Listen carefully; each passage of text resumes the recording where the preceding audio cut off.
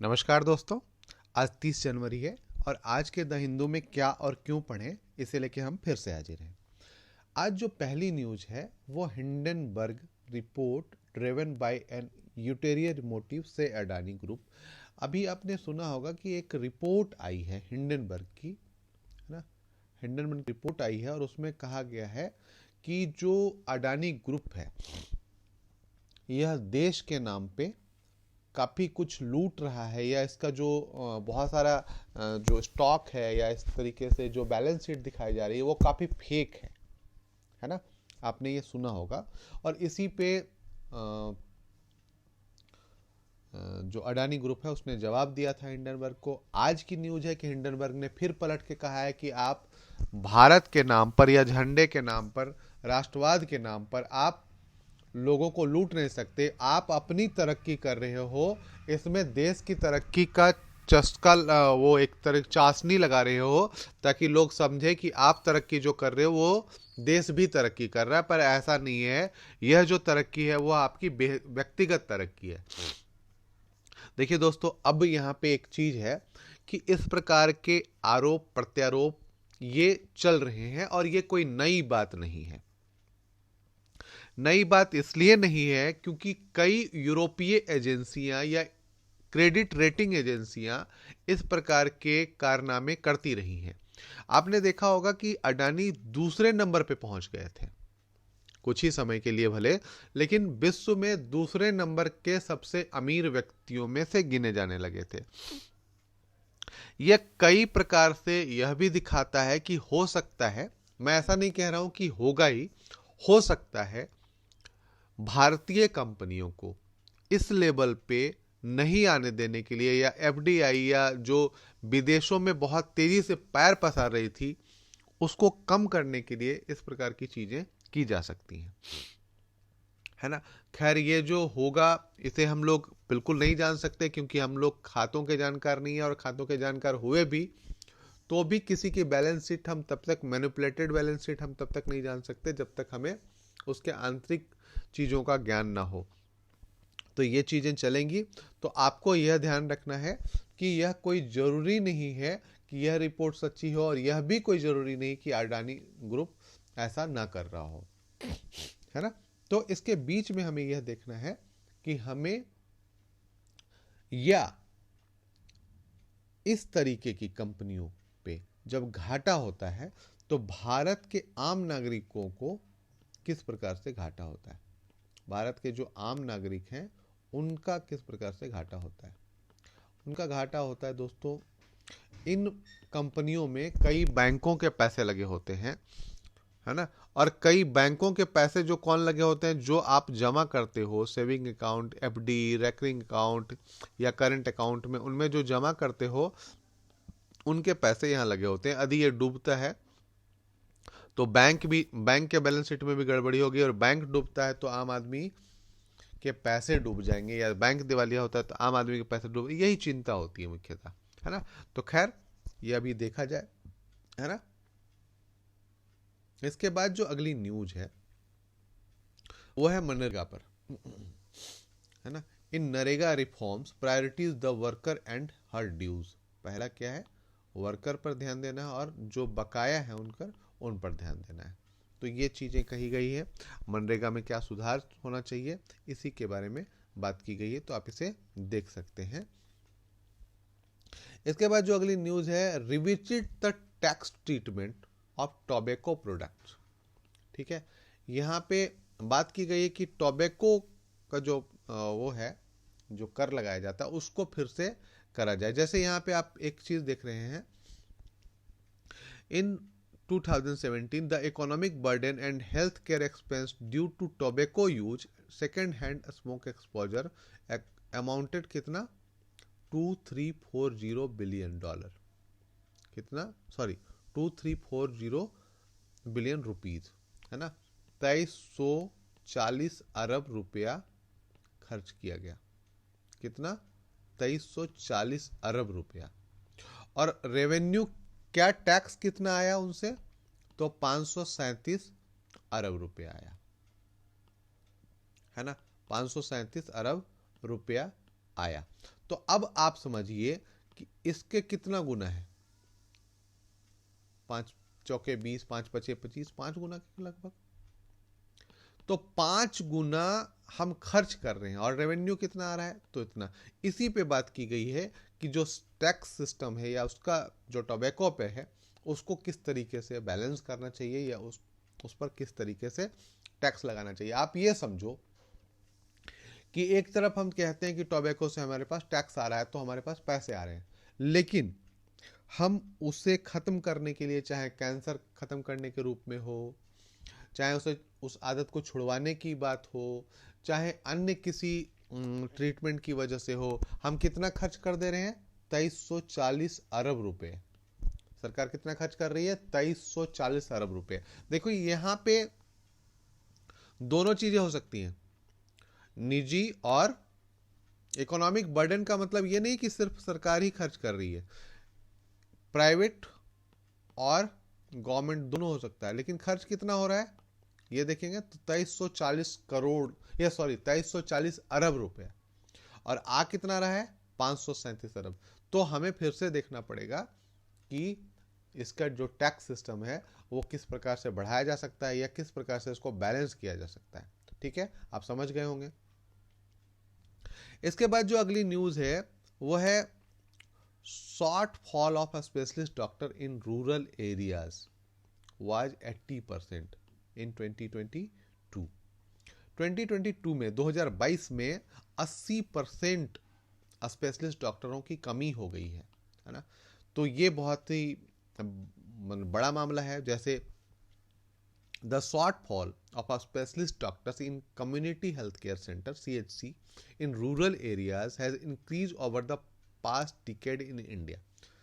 Surgeons, obstetrician, gynecologist, physician and pediatrician है ना, were considered a specialist for this analysis.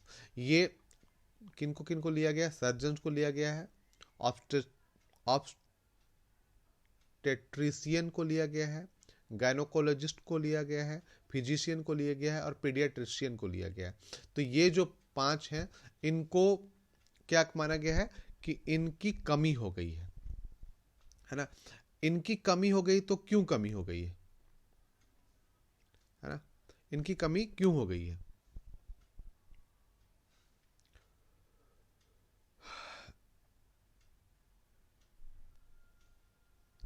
तो इनकी कमी जो मतलब होती है, तो क्या कारण, कारण यह है कि रूरल एरियाज में लोग नहीं रहना चाह रहे है ना, रूरल एरियाज में लोग नहीं रहना चाहते हैं, इसके कारण से इनकी कमी हो गई है। तो ये एक चार्ट है ना, ऑल में इतना, और ये चार्ट है 2022 में इतना, 2021 में इतना। पीडियाट्रिशियन, फिजिशियन, ऑब्स्टेट्रिशियन या गायनोलॉजिस्ट, सर्जन, आप यहाँ पे दाई और प्रसूति रोग, फिजिशियन दवा देखते हैं, पीडियाट्रिशियन, सर्जन आप ये जानते ही हैं।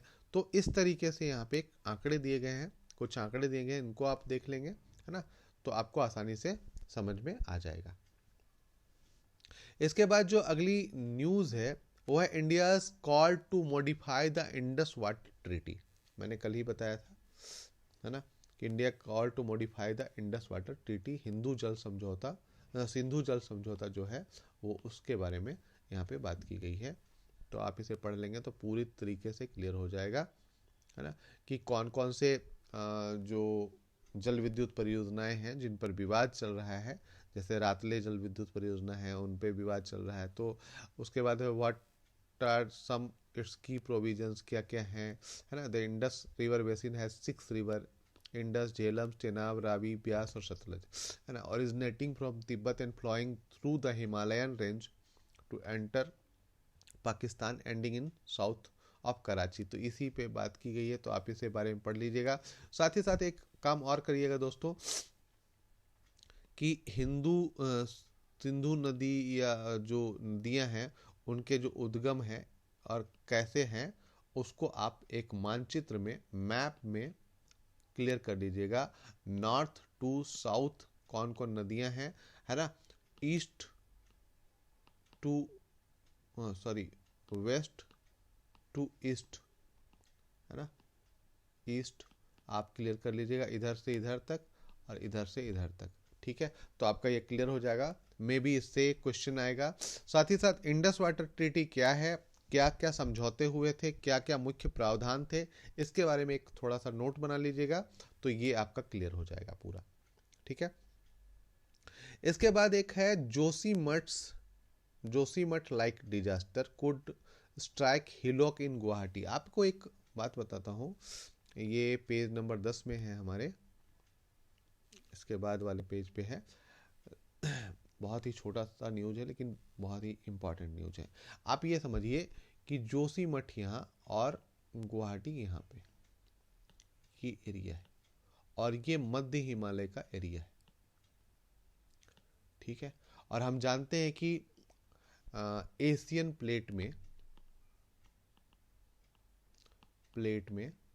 प्लेट विवर्तनिकी सिद्धांत जब आप पढ़ेंगे ज्योग्राफी में, तो उसमें इंडियन प्लेट जाके समाई है ना। अब ये जो जोड़ है वो इंडियन प्लेट का है, इस तरीके से एक जोड़ है जो इंडियन प्लेट का है। आप समझो दोस्तों कि इस क्षेत्र में, यहां मान लेते हैं जोशीमठ और यहां गुवाहाटी, है ना। यदि इन क्षेत्रों में इस तरीके का कोई भी भू संचलन होता है, इस क्षेत्र में मिडिल हिमालय में यदि कुछ भी संचलन होता है, तो किस प्रकार का प्रभाव पड़ेगा। आप देख रहे हो कि ये जोशीमठ है, यहाँ हिमाचल पे भी ऐसी घटनाएं घटी है, यहाँ पे भी घटनाएं घटी है। इसका अर्थ है कि कहीं ना कहीं ये जुड़ रहे हैं। यदि ये तीनों जुड़ रहे हैं और ये भूकंप के जोन 5 में आते हैं, है ना, जोन 5 में आते हैं, यदि ऐसा होता है तो ये बहुत ही भयानक त्रासदी वाला कांड बन सकता है, या प्रलय आ सकती है, आपदा, बहुत बड़ी आपदा आ सकती है ना। यदि यह अनुमान मेरा सही रहा कि यहाँ पे और यहाँ पे, मैं मानता हूँ कि गलत ही हो तो बढ़िया है, लेकिन यदि जोशीमठ और गुवाहाटी वाला लाइन देखें, यदि उस फॉल्ट में थोड़ा सा भी बदलाव आता है तो ये मानव जीवन के लिए बहुत ही खतरनाक होगा और बहुत सारी चीज़ें बदल जाएंगी बिल्कुल, है ना। इसके बाद है पेज नंबर 10 पे ही है सब कैटेगराइजेशन, पेज नंबर सब कैटेगराइजेशन कमेटी ऑफ ओबीसी, यहाँ पे for OBC gets 14th extension, है ना।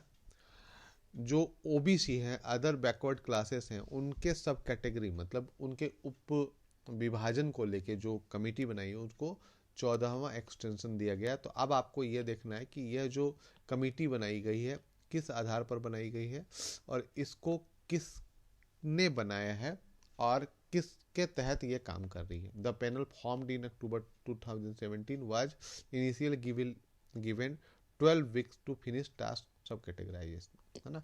तो ये आपको एक बार देख लेना है। इसके बाद जो लास्ट न्यूज़ है वो है यहाँ पे mesmerising beating retreat ceremony bring an end to Republic Day celebration. दोस्तों इस न्यूज़ को बताने से पहले मैं आपको कहूँगा कि यदि आप पहली बार आए हैं हमारे चैनल पे तो प्लीज़ सब्सक्राइब जरूर कर लें, लाइक और कमेंट जरूर करें। ये हमारे लिए, हमें हौसला बढ़ाने के लिए बहुत ही शानदार रहता है। तो आप please subscribe, like, share, comment जरूर कर लें, ठीक है। तो खैर अगली न्यूज़ है with rain drops falling and foot tapping music playing on the ground the beating retreat ceremony. यह सामान्यतः जो रिपब्लिक डे है या गणतंत्र दिवस है उसके समापन की घोषणा करी जाती है या इसके बाद समाप्त कर दी जाती है। यहाँ पे मामला एक कुछ चीज़ें याद रखने की, वो है अग्निवीर ट्यून्स, है ना। यहाँ पे देखिए कि अग्निवीर ट्यून्स बनाई गई है, तो एक नाम हो गया अग्निवीर ट्यून्स। आपको ध्यान रखना है, सिर्फ एक बार पढ़ लेना है, आपके दिमाग में होना चाहिए अग्निवीर ट्यून्स एक। उसके बाद जो अगली ट्यून है वो है Kedarnath, queen of Satpura and Konkan सुंदरी, है ना, 3 बता दिया। उसके बाद है अपराजय अर्जुन, चरखा, वायु शक्ति, स्वदेशी, ठीक है। साथ ही साथ यहाँ पे प्यारी भूमि एंड गंगोत्री। एक लाइन से लिख लेंगे और एक आध बार पढ़ लेंगे। एकला चलो रे, हम तैयार हैं, and Jai Bharati were played by the band of the navy with sailors making warship. उसके बाद द आर्मीज बैंड प्लेड शंखनाद, शेरे जवान, है ना, भोपाल, अग्रणी भारत, यंग इंडिया, कदम कदम बढ़ाए जा, ड्रमर्स कॉल एंड ए मेरे वतन के लोगों।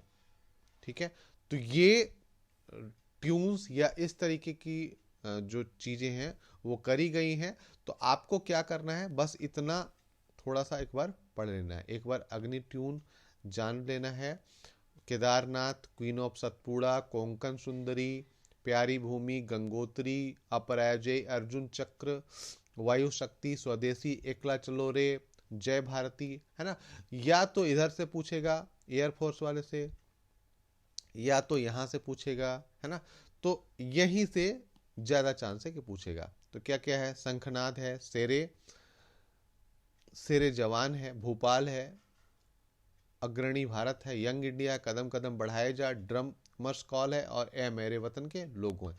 तो इतना आपको ध्यान में रखना है। ध्यान में क्या, एक दो बार पढ़ेंगे तो आपके सबकॉन्शियस माइंड में वो चीजें बैठ जाएगी। यदि इससे इतर कुछ ऑप्शन में आता है तो आप उसे हटा देंगे। ठीक है दोस्तों, तो आज के लिए इतना ही। फिर मिलते हैं कल क्या और क्यों पढ़ें के साथ। धन्यवाद।